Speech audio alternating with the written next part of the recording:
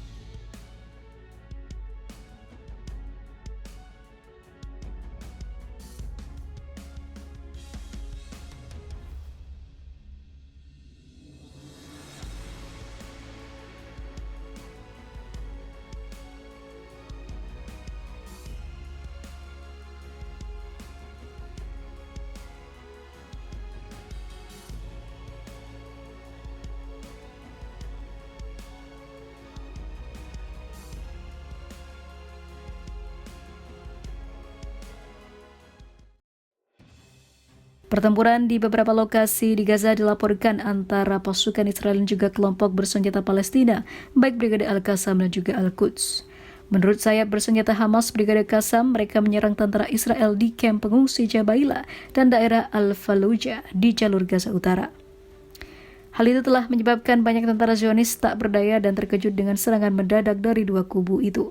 Melansir Al Jazeera, Brigade Al-Quds Cabang Militer Jihad Islam Palestina mengatakan pihaknya mengebom pasukan Israel di dekat pusat kebudayaan di timur kota selatan Khan Yunis, namun belum ada laporan korban jiwa dari pihak Israel yang dilaporkan Israel. Namun pada kenyataannya telah banyak tentara berjatuhan menjadi korban. Sebelumnya, tentara Israel mengklaim mereka menyerang lebih dari 250 sasaran terkait Hamas di Gaza. Benjamin Netanyahu menolak seruan internasional untuk mengakhiri perang di Gaza dan menggambarkan seruan tersebut tidak konsisten dengan mendukung tujuan perang untuk melenyapkan Hamas. Namun hingga saat ini mereka masih belum berhasil melenyapkan Hamas. Saat memberikan pengarahan kepada kabinetnya, Netanyahu mengatakan bahwa dia mengatakan kepada para pemimpin Prancis, Jerman, dan negara-negara lain bahwa di satu sisi tidak dapat mendukung penghapusan Hamas dan di sisi lain menekan kami untuk mengakhiri perang yang akan mencegah penghapusan Hamas. Hal itu sebagai hal tidak langsung menjelaskan jika Netanyahu takut dicap kalah hanya melawan militan Hamas.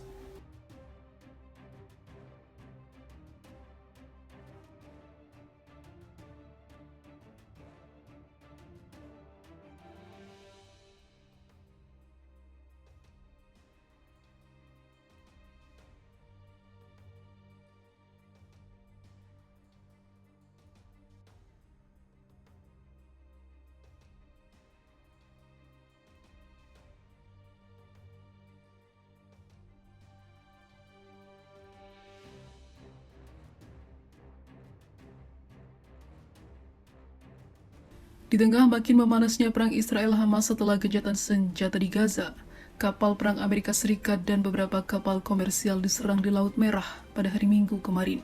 Ini merupakan yang terbaru dari serangkaian serangan maritim terhadap rute pelayaran regional yang terkait dengan perang Israel-Hamas. Dalam pernyataan yang dikeluarkan Departemen Pertahanan Amerika Serikat, para pejabat Amerika Serikat tidak segera mengidentifikasi sumber serangan pada hari Minggu itu. Segera setelah itu, terkuak jika kelompok pemberontak Houthi Yaman mengatakan dua kapal yang terkait dengan Israel itu telah diserang oleh pasukannya dengan drone dan juga rudal.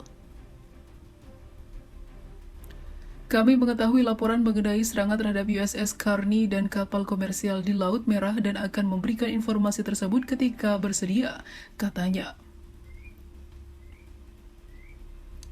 Sebelumnya pada hari Minggu, Badan Operasi Perdagangan Maritim Inggris mengatakan bahwa mereka telah mengetahui laporan serangan pesawat tak berawak di Selat Bab el-Mandeb di Laut Merah.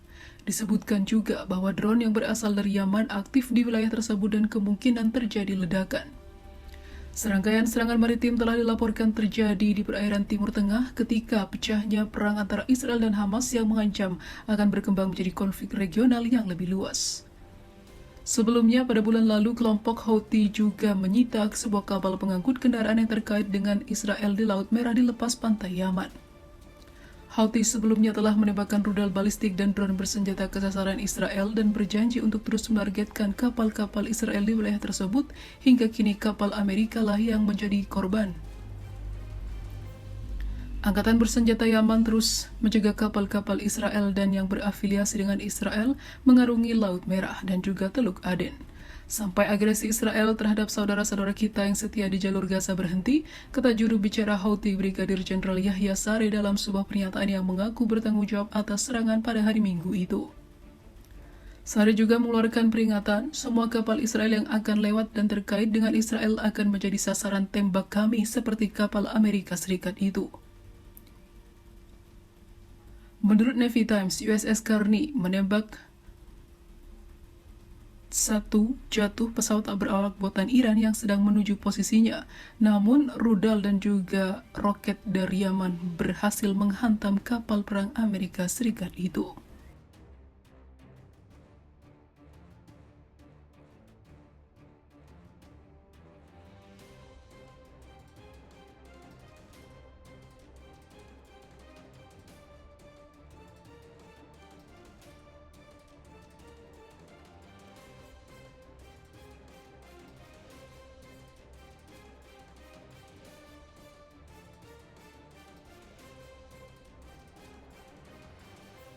Benjamin Netanyahu menolak seruan internasional untuk mengakhiri perang di Gaza dan menggambarkan seruan tersebut tidak konsisten dengan mendukung tujuan perang untuk melenyapkan Hamas.